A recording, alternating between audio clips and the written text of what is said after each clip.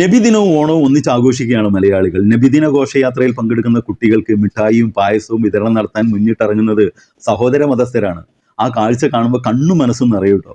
ലോകത്ത് മറ്റ് പലയിടത്തും ഇല്ലാത്തതാണ് ഈ കാഴ്ചകൾ. എന്നാൽ സങ്കുചിത രാഷ്ട്രീയ താല്പര്യം തലക്ക് പിടിച്ച ചിലർ ബോധപൂർവം ഈ മതേതരത്വം തകർത്ത് തെരഞ്ഞെടുപ്പിൽ തങ്ങളുടെ സ്ഥാനാർത്ഥിയുടെ അല്ലെങ്കിൽ മുന്നണിയുടെ അല്ലെങ്കിൽ പാർട്ടിയുടെ വിജയത്തിനായി ഉപയോഗിക്കാറുണ്ട്. പണ്ട് നാദാപുരത്ത് തിരുവമ്പറമ്പിൽ നബീസ എന്ന മുസ്ലിം സ്ത്രീയെ ഡിവൈഎഫ്ഐക്കാരനായ ഈന്തുള്ളിൽ ബിനു നിസ്കാരപ്പായിലിട്ട് ബലാത്സംഗം ചെയ്തു എന്ന കള്ളക്കഥ കേരളമാകെ പ്രചരിപ്പിച്ചാണ് UDF അന്ന് ഭരണം പിടിച്ചത്. സത്യമറിയുന്ന നാദാപുരത്തുകാർ അവിടെ ഇടത് സ്ഥാനാർത്ഥിയെ വിജയിപ്പിച്ചു. എന്നാൽ തിരുവമ്പറമ്പിൽ നബീസയുടെ പോവാത്ത മാനം കേരളത്തിന്റെ രാഷ്ട്രീയ തെരുവോരത്ത് പച്ചക്ക് വിൽപ്പനയ്ക്ക് വെച്ചാണ് ലീഗും കോൺഗ്രസും അന്ന് ആ തെരഞ്ഞെടുപ്പിൽ ജയിച്ചത്.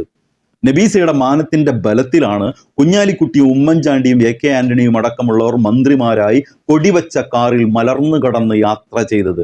പക്ഷെ നഷ്ടപ്പെട്ടത് നിരപരാധിയായ ഒരു ചെറുപ്പക്കാരന്റെ ജീവനായിരുന്നു.